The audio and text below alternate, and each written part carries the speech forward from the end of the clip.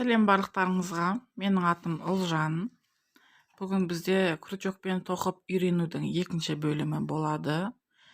Ол үшін бізге крючок керек, жіп керек және схеманы түсінетін, сызып алатын қағаз бен ручка керек. Бірінші схемадан бастаймыз. Біз бірінші бөлімде екі тоқудың екі воздушная петлямен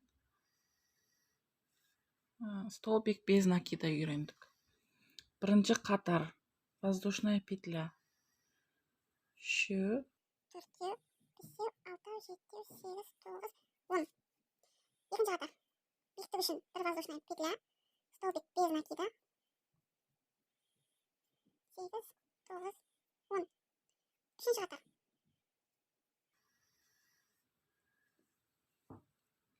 үшінші қатарда біз столбик с одним накидом дегенді үйренеміз. Ол столбик без накидаға қарағанда сәл биік болады тоқылған кезде. Сол үшін биіктік үшін жасайтын воздушная петлямыз екеу болады. Ол екеуі бір баған болып есептеледі да, біреу болып есептеледі. Ал столбик без накида схемада осылай белгіленеді.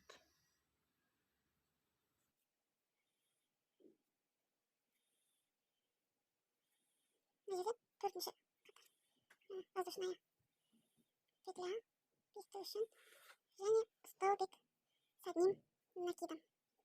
Бұл биік болады без накидаға қарағанда. Төртінші қатар бітті. Мына жер бесінші қатар. Схема түсінікті болды ма? Егерден түсінбей жатқандарыңыз болса, сұрақ қойыңыздар, комментарий жазыңыздар, мен барынша жауап беретін боламын. Ал енді бастаймыз. Менде 3 номер крючок, обычный жіп. Мынау қысқа жағын қоямыз, айналдырып алып келеміз. Қысқасы астында, ұзыны үстінде. Осы шеңберден былай шығарамыз. Бұны біз бірінші бөлімде анық өткен болатынбыз. Енді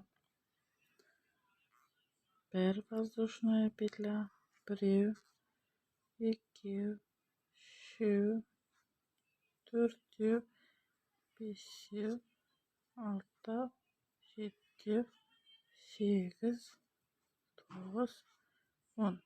Мен тез жасап жатырмын, өйткені біз бірінші бөлімде бұны өттік. Жақсылап сол жерде түсіндірдім. 10 воздушная петля тоқыдық. 1 столбик воздушная петля 11 для подъема. Биіктікке арналған воздушная петля жасаймыз.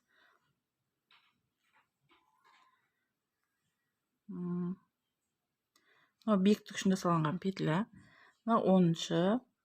Енді біз столбик без накида 9-шы воздушная петляға қоямыз. Біреу, екеу, үшеу. Біреу, екеу, үшеу болды.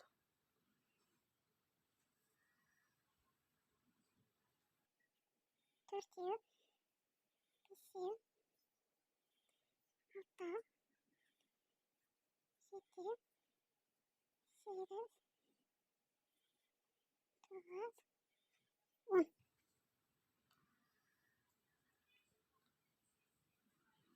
10 бір қатар бітті.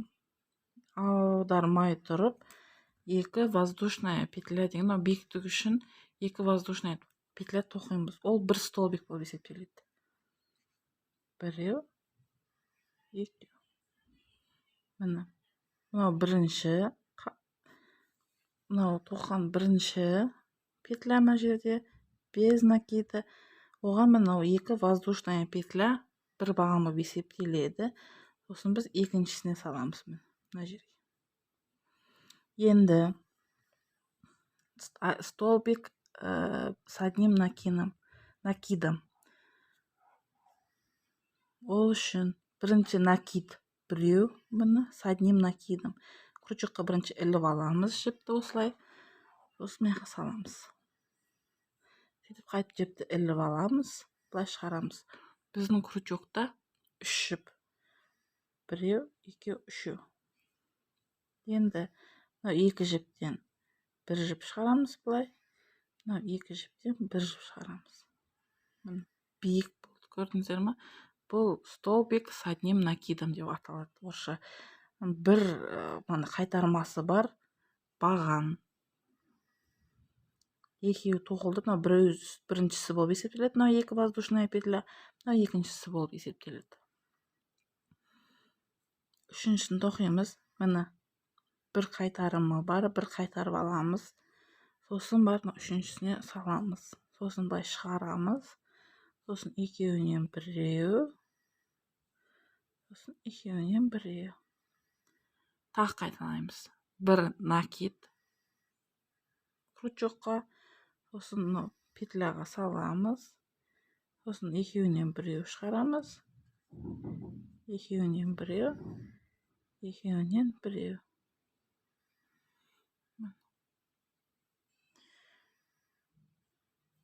Мына жерде міне біреу, екеу, үшеу, төртеу.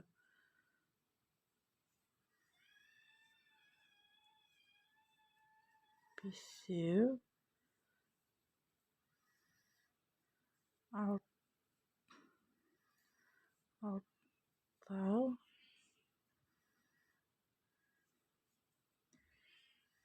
Жетеу. Сегіз.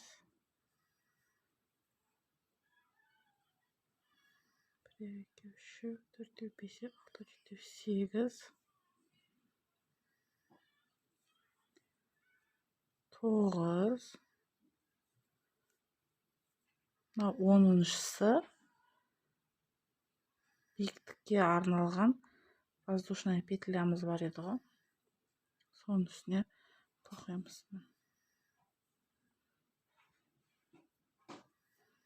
Міне, үшінші қатар бітті.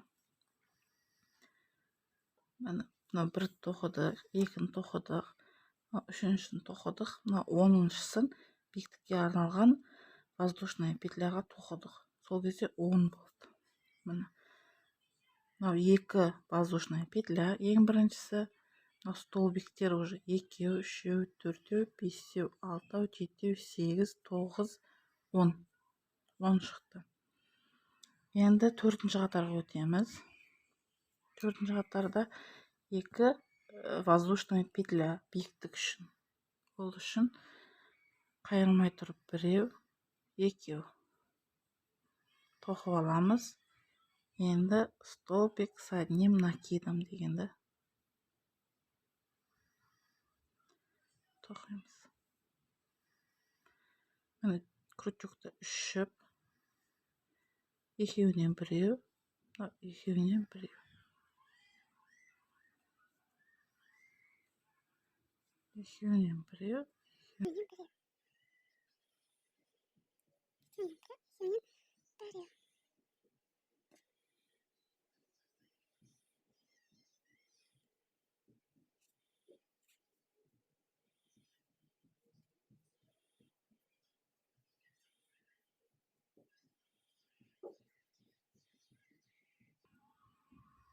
Енді мына жерден санаймыз. Екі воздушная петля бір қатарып, бір баған болып есептеледі. Біреу, екеу, үшеу, төртеу, бесеу, алтау, жетеу, сегіз. Мынау бағанның үстіне 9-шыға үстіне 9-шы бағанды тоқимыз. Мынау екеуден біреу, екеуден біреу. Мынау екі воздушная петля. Соның біріншісі, мынау екіншісі. Екіншісіне 10-шы бағанды тоқимыз.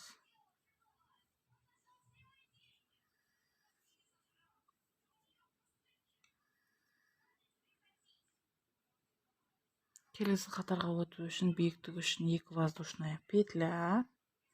Мен жалғастырып тоқи береміз. Мен бірнеше қатар тоқып шықтым. Мына жерде міне көрініп тұр. Сонымен біз бүгінгі екінші бөлімде, бірінші бөлімде өткен воздушная петля мен столбик без накиданы қайталадық. Және столбик с одним накидом дегенді үйрендік. Схемада қалай белгіленетінін және қалай тоқитынымызды үйрендік. Және осы столбик без накиданың биіктігіне сәйкес биіктік үшін алынатын воздушная петля екеу болатынын да үйрендік. Енді осы үш элемент арқылы кез келген бұйымды затты осы крючокпен тоқуға болады. Схемасын түсіндік, қалай тоқу керек екенін түсіндік. Енді кез келген схеманы түсініп тоқуға мүмкіндігіміз бар. Ең басты элементтері осы үшеуі. Қолыңыз жаттыққанша қатарларын шексіз тоқи берсеңіз болады. Пока қолыңыз жаттығып икемге келгенше. Келесі бөлімде біз осы үш элемент арқылы шәйнектің астына қоятын подставканы тоқимыз. Бірге тоқимыз. Сол үшін менің каналыма жазылыңыздар, лайк басып, коммент жазыңыздар. Менімен бірге болыңыздар. Пока-пока.